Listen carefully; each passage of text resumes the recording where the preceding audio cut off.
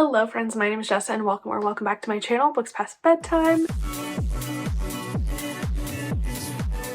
In today's video, we're going to be setting up my 2025 reading journal. Now, I used to do reading journal videos all the time back during COVID. I did a setup last year, but I never filmed it and I never really used my reading journal. But I really want to get back into it this year, and so I am creating this video. We're going to create some spreads together, and the goal is to make them like aesthetically pleasing yet simple and functional. I'm not a super like artistic, scrapbooky bullet journaler. I don't like it to take up a ton of time, so I do want to front load this setup, and so I figured I would do it with you in this video, and then in months coming we'll do like monthly setups in my reset videos. That's the plan. So let's go ahead and get into the setup, and I hope you enjoy the video. Hello friends! I can't remember in my intro if I said that we were going to set up my reading journal together or if I said I was going to flip through, but we're doing a flip through because it was just too much. It was too much for me.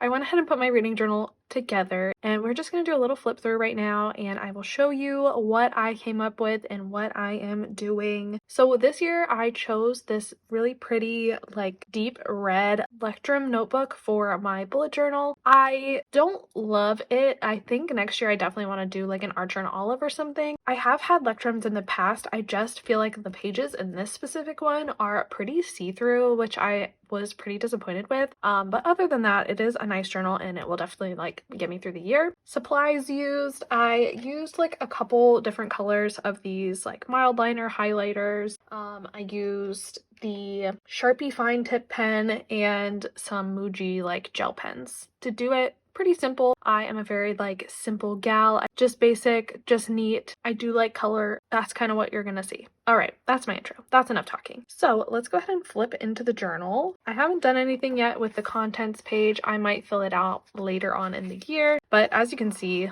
these pages are pretty paper thin, pretty see-through. You can already see my title page, but you know, it is what it is. So this is my title page. It's pretty basic. I think I got this idea on Pinterest as well as a lot of my ideas off of Pinterest. So I just did this simple grid pattern with two of the colors that I'm using throughout the theme, this yellow and this blue, and I just wrote 2025 in these kind of like balloon bubble letters and put a box around it. You know, pretty basic, pretty simple, but I do like how it turned out. Alright, and flipping over, this first page that you see in my journal is a double spread. On this side, we have my 2025 goals. These are pretty similar to the goals I set for myself last year, but last year, as I'm sure most of you can relate, did not go as planned. So we're going to try again, and I did scale back a few of these, but I do really want to read 200 books. My like all-time record is like 196, and so I really feel like I can do 200. I really want to do 200 just like once in my life, you know? So I'm gonna try and make 2025 that once in my life. I also would like to read 5 classics. I think I set this at 10 or 12 last year, and I want to scale that back, but I do want to read a few because I do feel like that they make me more well-read, and I like catching references to them in other books and things. Like I just think that it's worthwhile to read classics every once in a while. I think I am going to try and make them queer classics though, specifically.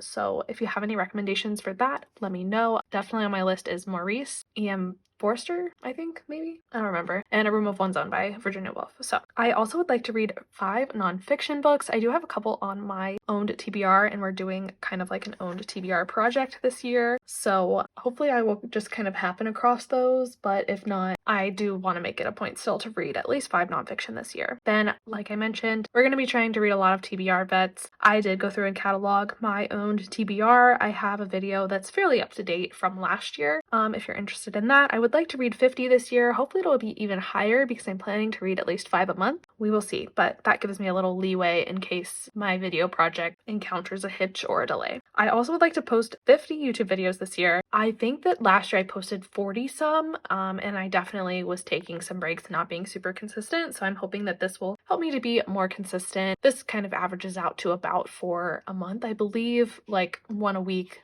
I think that that's pretty fair. I'm going to try and do that. I also would like to be more active on Instagram, so that's why I set this goal to make 50 Instagram posts. This will be probably a combination of reels and feed posts, carousels, maybe some graphics, things like that. But I do want to make it a point to be more of an active presence on Instagram and make that kind of my like second platform of choice, you know. So those are my 2025 goals, and I have these little progress bars. I think these will be fun to fill out throughout the year, and I really like how this page turned out. I just added some little floral stickers here. And on this page, I do have a setup for my monthly favorite. I'll print out the little cover of the book of my favorite of the month and stick these into this page so that at the end of the year, I'll have this really pretty spread that will highlight a lot of my favorites throughout the year. Flipping over to the next page, this was definitely the most time-consuming spreads to create just because of all these little tiny boxes. So on this side, we have 12 months of books, and there are 196 little boxes. Yes, this is not 200, but this is the easiest way that I could fit the most amount of boxes like in an even manner. And I think I'll just put a little tip in or something if I read more than that. So that's kind of my loose plan. And then I have a key down here. And so every time I read a book in each respective month, I'll color it that respective color. So then at the end of the year, this will be like a rainbow and it'll show you how many books I read each month of the year. And I just think it will look very nice. And over here, I have my reading tracker. This is going to be like how much I read each day and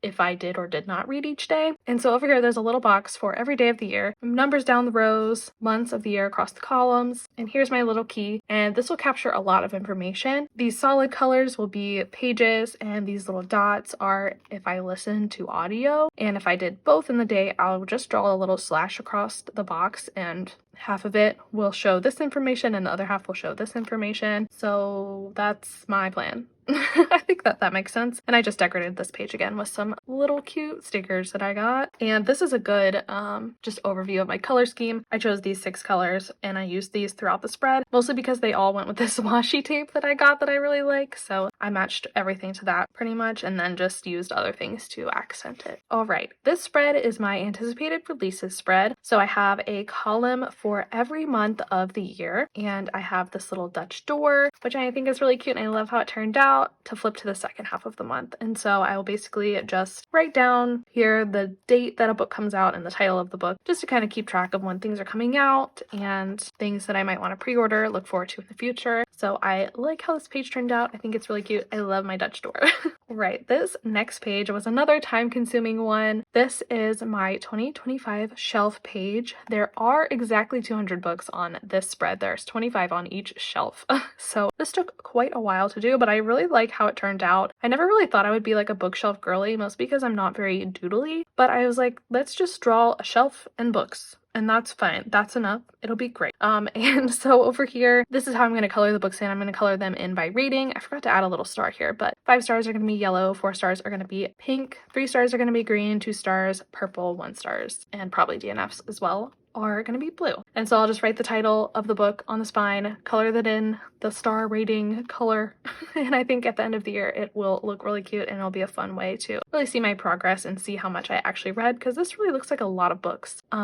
But I'm determined. I think I can do it. This next spread is my book bracket spread. I actually forgot to write the months on this one as well, but these 6 boxes along the outside of the page are for each month of the year. And so my favorite book of January will go here, favorite of February, March, April, so on and so forth. These 2 will compete and I'll move a book on to this next round. It's basically like a sports bracket, you know, and then these 2 will compete to go here, these 2 compete to go here, and then at the end of the year, the best book of the first 6 months and the best book of the second 6 months will go head to head to be my best book of the year. This was another tedious spread. Thankfully, I did all of the measuring and stuff last year, so I basically just had to copy it over, but I do think it looks very nice and neat and I really enjoy it and I can't wait to fill it out. All right, the next spread is fun. This is another double spread with some tip-ins. On this page, I have my series tracker. It's pretty basic. I just wrote the title of the series and then the books underneath. The books filled out in black are ones that I have already read, and then I think when I complete books throughout the year, I will fill them in color so that I know that I read them this year. And these are all the series that I'm in the middle of, and this is actually a tip-in.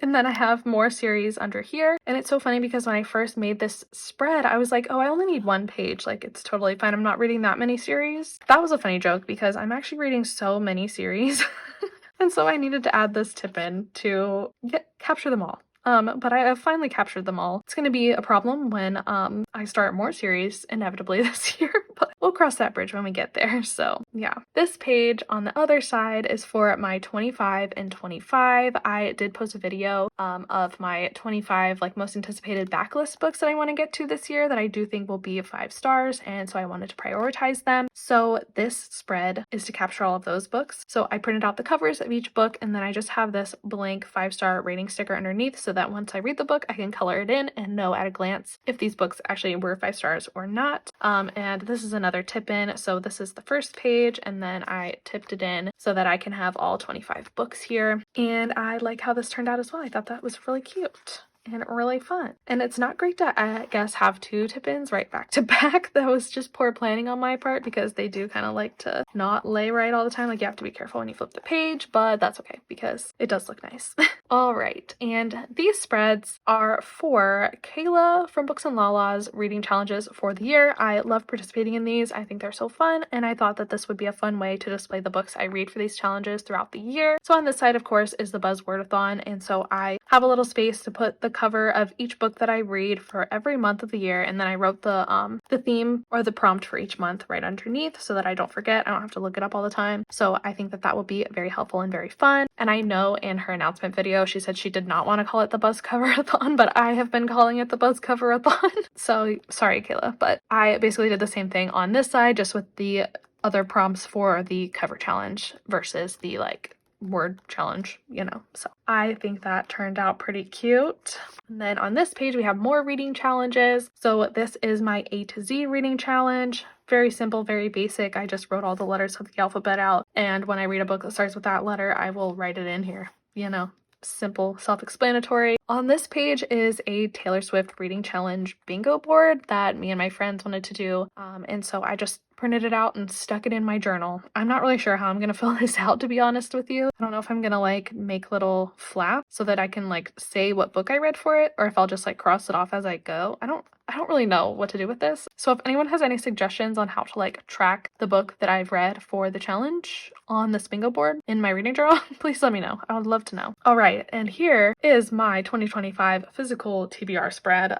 This looks crazy because it is fucking crazy. Thought that I had 200 physical books. I found like a couple more this morning, but I did add them and that's okay, you know. So, and this is not just this page. This is another Dutch door over here to the second and or the third and the fourth pages. This line here, so everything above this line was here prior to 2024, and then these are all the books that I hauled in 2024, which is fucking crazy seeing them all written out like that. And then I'm gonna draw another dotted line here, and I'll continue to list the books that I acquire. And of course there's these little places to check off. Like, see, I have already actually checked off a book this year.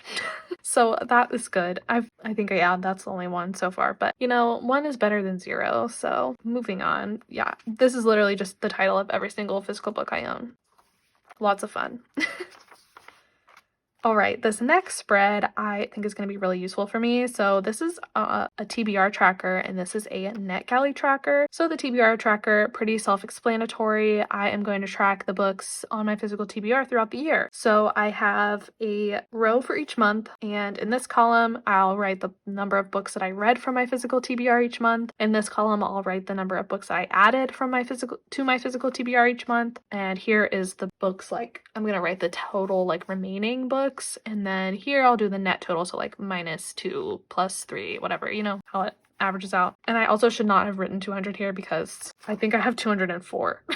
So that's annoying because 200 was such a nice number. I was like, I know it's high, but at least it's satisfying. Not anymore. Anyway, moving over to the NetGalley tracker. This is a very similar concept. I have a row for each month of the year. And then in this column, I'll write the number of NetGalley books that I read. In this column, I'll add the number of NetGalley books I've added or was approved for that month. The total and my ratio will be in this final column. Right now, I'm starting with 26 books on my NetGalley TBR, and my ratio right now is 54, which is not great. I am hoping to get through some of the books on there. To be completely honest with you, I have books on there from 2022. It's a serious problem. All right, and this is the last page for my 2025 setup because the next pages get into January, but this is my 2025 stats page. And so this is similar to the last 2 pages where I'm just going to be tracking statistics throughout the year, but I think that this is going to be really interesting, especially at the end of the year, to see how things have changed, to see the progress I have made.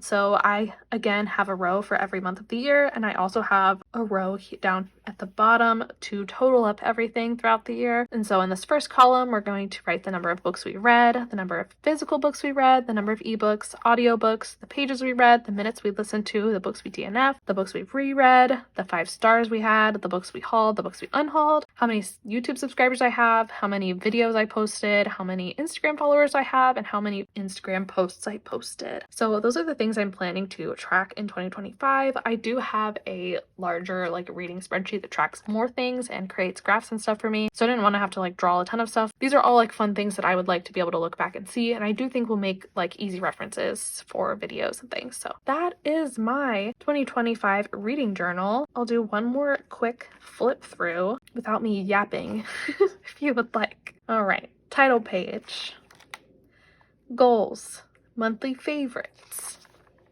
12 months of books, reading page tracker, anticipated releases, 2025 shelf, book of the year bracket, series tracker,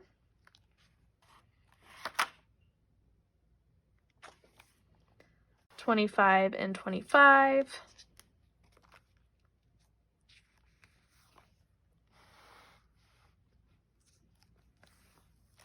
Buzz Wordathon reading challenge and Buzz Coverathon TBR challenge, A to Z reading challenge, Taylor Swift bingo reading challenge, my 2025 physical TBR,